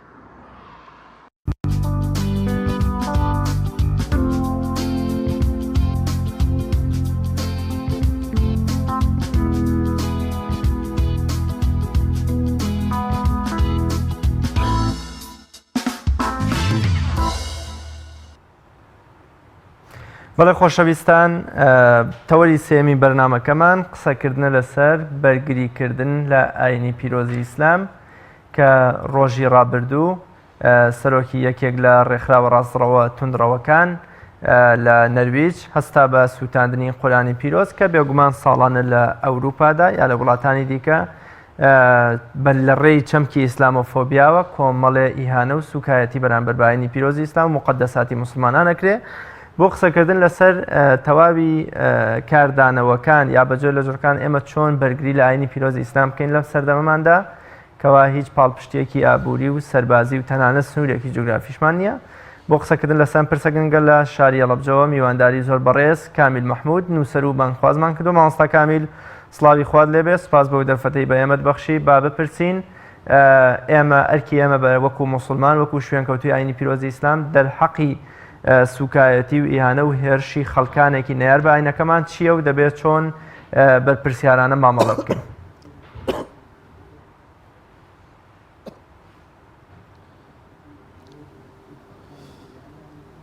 بەڵێ بسم الله الرحمن الرحیم. سپاس بۆ ئێوە بۆ بینەرانی پەیام. دیارە بە قسەکردن لەسەر ئیسلام و ڕۆژئاوا ئەبێ قسە بکەین لەسەر جۆری ئەو پەیوەندیانەی کە لە نێوان ئیسلام و ڕۆژئاوا بە درێژایی مێژوو هەبووە کە درێژکراوەی کۆمەڵێ سیراع و ململانەی یەکلایەنەیە تاگلایەنەیە کە هەمیشە دەست پێشخەرەکە لەلایەن ڕۆژئاوا خۆی یا بەشێک لە ڕۆژئاوایەکانیان دروستتر بڵین دەست ڕۆیشتوانی ڕۆژئاواوە بووە بە حکمی ئەوەی کە ئەڵین تاگلایەنە چکە ئیسلام خۆی ئاینەکە تایبەتمەندی گشتگیری و جیهانگیرێکی خۆی هەیە، ئاینەکە بۆ هەموو مرۆڤایەتی هاتووە، یعنی کار لەسەر پۆلێنکاری ناکات لە نێوان ڕۆژهەڵات و ڕۆژئاوا و باکوور و باشوور، بەڵکو ئاینێکی جیهانیە بۆ هەموو مرۆڤایەتی هاتووە. بەڵام ئەمە لەلایەن ڕۆژئاوایەکانەوە بە ترسێک بە جۆرێک لە فۆبیا وێناکراوە کە ئەمە ڕیشەیەکی مێژووی هەیە. توانین بڵین هەر لە گەیشتنی پەیامی ئیسلام بە ڕۆژئاوا ئەم جۆرە لە فۆبیا دروست بووە کە ڕنگدانەوەی هەبووە لەسەر جموجوڵ و هەڵوێستی ڕۆژئاوایەکان کە لە شاڵاوەکان و هێرشەکانی خاچپەرستیەوە لە سەدەی 11 و تا 11 ڕەنگی داوەتەوە و دواتریش لە شاڵاوەکانی کۆلۆنیالیستی ڕۆژئاوایەکان حرەکەی هێرشی داگیرکەرانی ڕۆژئاوا بۆ عالەمی ئیسلامی و لە دوای جەنگە جیهانیەکان جەنگی یەکەمی جیهانی و جەنگی دووهەمی جیهانی و دواتریش بە جێهێشتنی عالەمی ئیسلامی و سپاردنی وڵاتانی ئیسلامی بە دەسەڵاتە پاشکۆکانی خۆیان کە دواتر دوای دەسەڵاتە پاشکۆکانی جۆرێک لە بێداری لە نێوان مسلماناندا هاتە کایە کە زیاتر ڕەهەندێکی دینی وەرگرت کە ئەوش بە سەحۆی ئیسلامی ناوزەت کرا. ئەم سەحۆی ئیسلامیە پەڕیەوە، یعنی سنوورەکانی عالەمی ئیسلامی تێپەڕاند و پەڕیەوە بۆ شوێنەکانی تری جیهان و بە تایبەتی جیهانی ڕۆژئاوا. لێرەوە ترسەکە لە ئیسلام زیاتر دەستی پێکرد لە هەندێک ناوەندی ڕۆژئاواییە بە تایبەتی بۆ سەر قیەمەکانی ئەو ترسە لەسەر قیەمەکانی ڕۆژئاوا کە ئەمە جۆرێکە لە فۆبیایەکی ناواقعی و ناسروشتی، فۆبیایەکی غەیرە موبەڕەر بێپاساوە، چونکە دیارە ئەوان ڕۆژئاوایەکان ترسیان لە قیەمەکانی خۆیان لەوە ئەچێت لەوە سەرچاوی گرت پێ کە قیەمەکانیان هەندێک لە قیەمەکانیان ناڵێم هەمووی بە سروشتی مرۆڤایەتی نامۆیە قیەمی لەرزۆکە، بۆیە ئەوان ئەو ترسیان پیا کرد بە تایبەتیش دوای کۆچکردنی زۆرێک لە خەڵکی مسلمان لە عالەمی ئیسلامیەوە بەرەو ڕۆژئاوا بەهۆی ئەو بارودۆخەی لە عالەمی ئیسلامیە کە خودی ڕۆژئاوایەکان خۆیان خوڵقاندویانە ترس لە ڕەوەندی ئیسلامی، بۆیە ڕۆژئاوایەکان هاتن وێنەیەکی نەمەتیان بۆ ئیسلام داتاشی بۆ لە بەرچاوی ڕۆژئاوایەکان کە ئەمە ئیسلام ئاینێکی گۆشەگیرە و با خاڵی هاوبەشی لەگەڵ کولتور و ژیارەکانی ترانیە، ئیسلام ئاینێکی توندوتیژە و هەڵگرەکانی بەم پێ ئەبێتە خەڵکی توندوتیژ و تیرۆریست، ئیسلام ئاینێکی ناعەقڵانیە و باوەڕی بە زانست و پێشکەوتن نییە. ڕەوەندی ئیسلامی و جالیە ئیسلامی لە کۆمەلگا ڕۆژئاوایەکان مەترسێکی گەورن بۆ سەر ژیار و قیەمەکانی کۆمەلگەی ڕۆژئاوایی. ئەم جۆرە اینجا ئیسلام لایەنگری پیا و دژی ئافرەتە، ئیسلام ینی لەگەڵ ئەوانی ترانە هەڵناکە و ناژی هەموو ئەمانەیان وەکو وێنەیەکی نەمەتی لە دەرەوەی حەقیقەتی ئیسلام بە ڕۆژئاوایەکان بۆ ڕۆژئاوایەکان خوڵقاند ئەوەی لێکەوتەوە کە ئێستا بە ئیسلامۆفۆبیا ناوزەت کراوە کە توانین بڵین ئیسلامۆفۆبیا ناونیشانێکی نوێیە بۆ جەنگێکی کۆن. ئەم جەنگە پێشتر هەبووە بەڵام ئەمە بە شێوەیەکی مۆدێرنەتر هاتەکایەوە کە لە 1990ەوە زاراوە ئیسلامۆفۆبیا هاتە ناوکایی معریفی و میدیای ڕۆژئاواییەوە. کامیل ئایا لە ئێستادا بەتایبەتی لە دوای سەرەڵدانی داعش ڕەنگە تاکێکی مسلمان نەوێرێک بە جۆرە لە جۆرەکان ئەگەر چێرک و بەرپرسیارەتیایە لەسەرشان بێ لە شوێنێکی وهایە تەنانەت ڕەنگە لەناو فەیسبوک و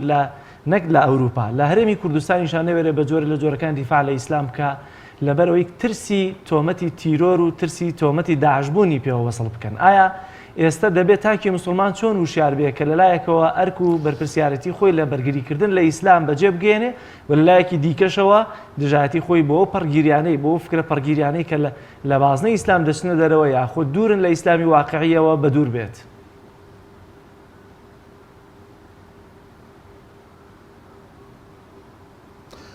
خۆی لە ڕاستیە ئیسلامۆفۆبیا یعنی کەوتمان ڕیشەیەکی مێژووی هەیە، بەڵام لە دوای ڕووداوەکانی 11 سپتەمبەری 2001ەوە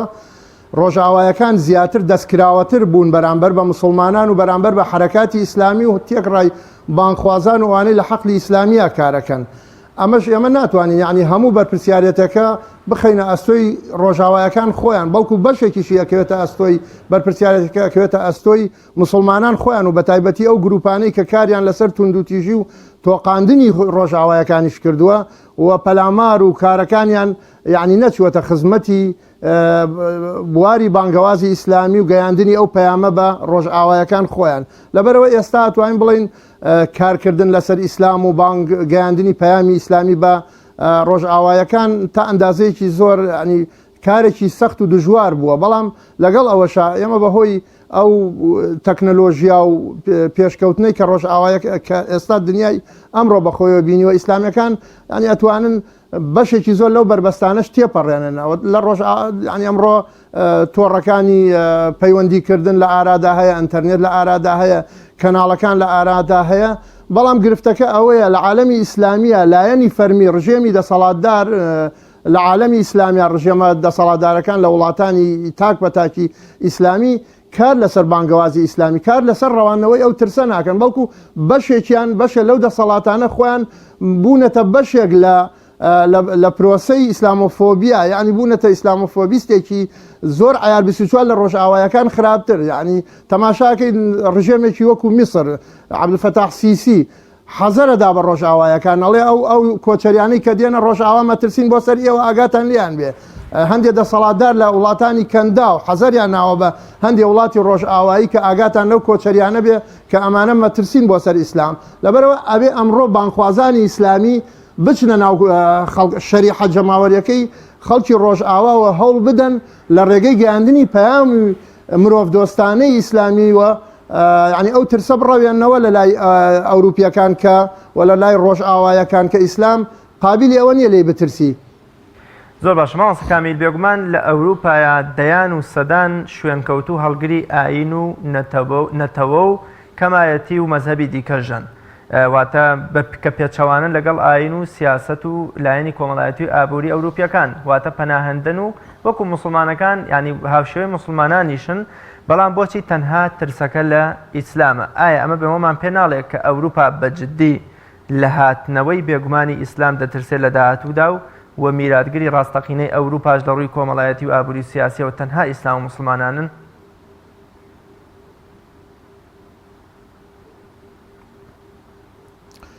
دیارە ئەمە چەند هۆکارێکی هەیە کاک ڕاز بابەتی ترسی ڕۆژئاوا زیاتر لە ئیسلام ئەگەڕێتەوە بۆ ئەوەی ئیسلام خودی خۆی نهێنی سەرکەوتن و بڵاوبوونەوەی لە ناو خودی خۆیدایە، نەک لە حتەنانەت لە هەڵگرەکانیشیدا. ئیسلام ئاینێکە قووەتی خۆی لە ذاتی خۆیدایە. ئیسلام زیاتر لە ئاینەکانی تر قابلی ئەوەیە لەگەڵ سروشتی مرۆڤایەتی و دەرونی مرۆڤایەتیدا ئەگونجە و بڵاوە بێتەوە. ئەمە لە لایەکی ترەوە خودی کولتوری ڕۆژئاوایی، کولتوری ڕۆژئاوایی ئیش لەسەر سیراع ململانیەکە. ئێمە تەماشاکەیتیوە ریستە ڕۆژئاوایەکانی وەکو فۆکۆیاما وەکو سامۆیل هاندکتۆن و ئەوانە باز لە پێکدادانی ژیارەکان باز لە سیراعی حەزاراتەکەن، یعنی ئەوان وای بۆ سیراعی ئەوان ئەو سیراعی کە ئەوان باوەڕیان پێ سیراعێکە لە نێوان قیەمەکانی ڕۆژئاوا و قیەمەکانی ترەوە بە تایبەتیش تەرکیزیان لەسەر ئیسلامە و کێشەکە لێرایە قەینا سیراعەکە هەیە. سیراع بەشێکە لە بزوتنەوەی ژیانی مرۆڤایەتی، بەڵام ئەم سیراعە ئەبێ ئەگەر سیراعی لە نێوان ژیارەکان ئەبێ بە شێوەیەکی ژیاری بێ، یعنی لە جنسی خۆی بێ. بەڵام ئەو سیراعی کە ئەوروپیەکان کێشەکە لەوایە کە باوەڕیان پێێتی سیراعێکی بەربەریە. بۆ نمونە ینی فۆکۆیاما کە لە تیۆرەکەی خۆیان کۆتایی مێژوو کاتێ باز لە کۆتایی مێژووەکە ئەڵێ کۆتایی مێژوو بە لیبرالیزمی ڕۆژئاوایی دێ. هاندکتۆن کە لە پێکدادانی ژیارەکانە باز لە سیراعی حەزاراتەکە ئەڵێ ئەم سیراعە لە ئەخیرە ئەویژە ئەڵێ کۆتایی دێ بە سەرکەوتنی حەزارەتی غەربی و قیەمەکانی حەزارەتی ڕۆژئاوایی بەسەر باقی حەزارەتەکانی تردا کە لە ئاخر وێزگەی ئەو سیراعە سیراعێکی توندە لە نێوان حەزارەتی ڕۆژئاوایی و حەزارەتی ئیسلامیە کە ئێستا یعنی ڕۆژئاوایەکان و ناوەندە ڕازڕەوەکانی ڕۆژئاوا کار لەسەر ئەو تیۆرانەیەکەن یعنی ئەمە تیۆریزە کراوە ئێستا بابەتی ئیسلامۆفۆبیا تەنها بریتی نییە لە حاڵەتێکی دەرونی و فۆبیایەکی دەرونی بەڵکو بۆتە ئایدۆلۆژیای بەشێک لە هێزەکان و بەشێک لە لایەنە سیاسیەکانیش کە گروپ دروست بووە لەسەر ئەساسی ئیسلامۆفۆبیا کە تەنانەت لە کاتی هەڵبژارنەکاندا ئەمە بینیمان دۆناڵد ترامپ لە حملە ئینتیخابیەکەیە زۆر سوودی وەرگرت لە بابەتی ئیسلامۆفۆبیا و خەڵکی ئەتۆقان و ئەترسان و بڕیاریدا بۆ ئەگەر دەربچێ سنوورێک دابنێ بۆ کۆچی بۆ پەڕینەوەی مسلمانان بۆ وڵاتە یەکگرتوەکانی ئەمریکا و حاڵەتی هاتنی مسلمانان بۆ ئەمریکا سنووردار بکە ینی ئەمە پەیامێکە بە خەڵکەکەیەدا کە مسلمانان و ئیسلامیەکان و ئیسلام مەترسیە بۆ سەر ئەمریکا و بۆ سەر ڕۆژئاوا. زۆر باشەکە کامیل ئایا ئەوەی کە دوێنێ تێپەڕی بە گەنجێک بەم شێوازەم هەڵوێستەی نوان لە کاتێکە گەنجێک لەو پەڕی ژیانی ئارامی لە ئەوروپا و چەند مانگێکیش بەسەر پرۆسیا و سەرگیریدا تەنانەت تێدەپەڕێت و لەگەڵ ئەوەشدا ئەو هەموو دژایەتیکردنی ئیسلام و مسلمانان هەیە کە بانوا بیان و پاساوە دەتوانن هەر لە ڕێگەی یاساکانی خۆیان و کۆتوبەندت بکەن. ئایا ئەم هەڵوێستی ئەم گەنجەی کە دوێنێ دەری بڕیوە چیمان پێ دەڵێەوە پەیامەکەی بۆ ئەوروپا بۆ کۆمەڵگەی خۆشمان چییە؟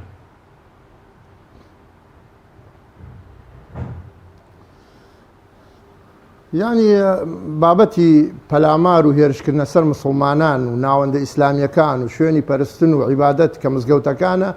ئەمانە نامۆ نییە بە زۆرێک لە وڵاتانی ڕۆژئاوایی ئەو کەسەی کە قورئانەکە ئەسووتێنێ ئێمە کە باسیەکەین ئەڵێن ڕۆژئاوایەکان باوەڕیان بە سیراع الململای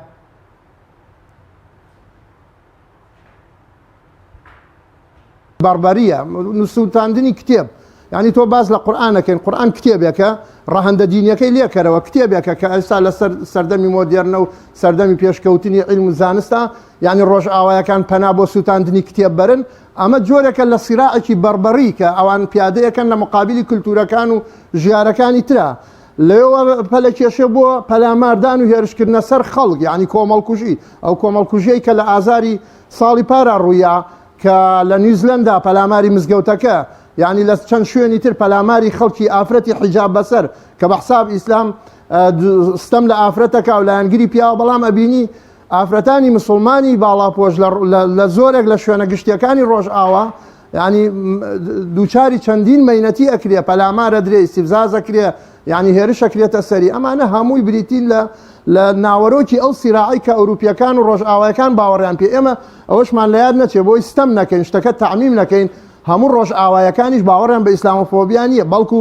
شەریحەیەکی زۆر بەرفراوان لە ڕۆژئاوایەکان بە تەبیعەتی حاڵی خۆیان کە لە سەردەمی پێشکەوتن و تەکنەلۆژیا و سەردەمی عیلم و زانستا ئەژین ئەوان نەتوانین بڵێن لە بەشێکی زۆر لە ڕۆژهەڵاتیەکانی زیاتر یعنی بە عەقڵی خۆیان بیرەکەنەوە ئەوان گوێ لە زۆر لە ناوەندە ڕازڕەوەکانیش ناگرن خۆیان متابعە و خوێندنەوەیان هەیە بۆ ئیسلام ئەبینین هەر لەم ڕۆژانەیە کە کەناڵەکەی ئێوەش و زۆر کەناڵی تریش لەوە چێ راپۆرتی لەسەردابێ لە فەڕەنسا گەورەترین خۆپیشاندان کە زۆری هەرە زۆری خەڵکی نامسڵمان و بەشداریان تێکرد دژی دیاردەی ئیسلامۆفۆبیا و ترس لە ئیسلام و داوایان کرد کە کۆتایی بەو دیاردەیە بهێن لێ کە پێوترێ ترس لە ئیسلام کە ترسێکی ناواقعی و ترسێکی وەهمیە.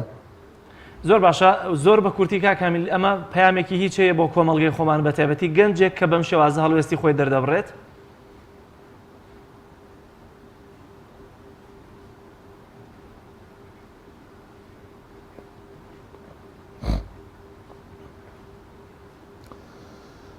تەمەنەوە حاڵەتێکی طبیعی ئینسانە کاتێکەوە پەلاماری بیر و باوەڕ و عەقیدە و ئایدیا و ئایدۆلۆژیاکەی ئەدرێ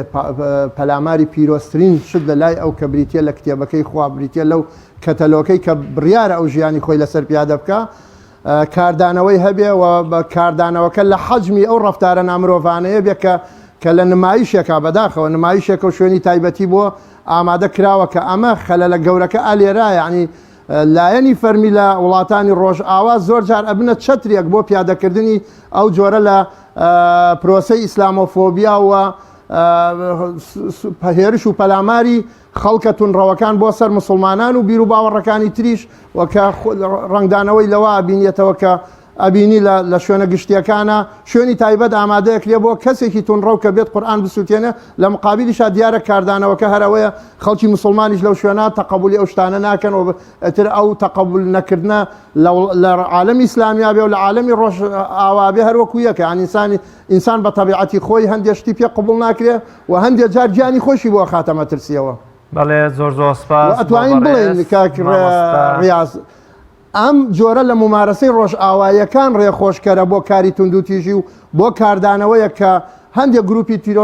تونڕە و دروست بێ. زۆر سپاس بە بەڕێز مامۆستا کامیل مەحموود نووسەر و بانخواست کە لە شاری هەڵەبجەوە میوانی تەوەری سێمی بەرنامەکەمان بووی. زۆر سپاس بۆ ڕوونکردنەوە و زانیاریەکانت. بەڵێ خۆشەویستانم لەگەڵ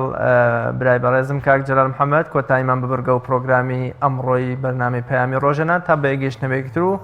لە ئەڵلقەیەکی تری بەرنامەکە بەخوای پێتان شادەبینەوە بەخوای گەورە مێرەبانتان ئەسپێرین خواتان لەگەڵ.